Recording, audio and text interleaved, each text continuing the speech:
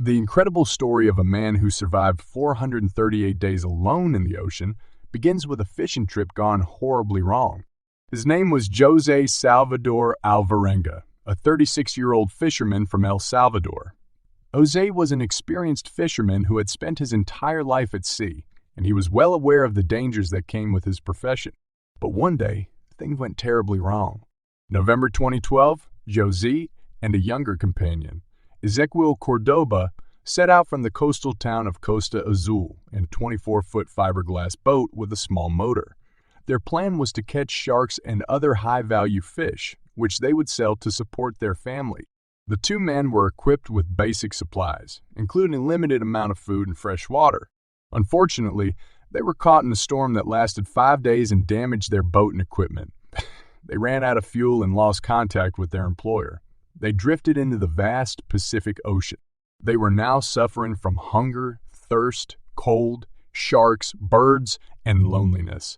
They survived by eating raw fish, birds, drinking rainwater, turtle blood, and their own urine.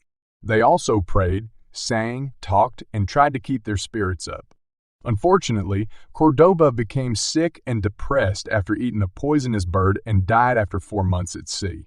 Alvarenga had to drop his body into the ocean to avoid going insane. Alvarenga never gave up hope of being rescued. He used his fishing skills and ingenuity to catch food and make tools. He also used his imagination and memories to cope with the isolation and boredom. He dreamed of his family, friends, food, and women. He also used the sun to cook his food and to stay warm. He lost a significant amount of weight, and his skin became sunburned and covered in salt sores. On January 30, 2014, Alvarenga finally saw land. He swam to shore and reached Eben Atoll in the Marshall Islands, more than 6,000 miles away from where he started. He was found by local residents who gave him food, water, and clothes.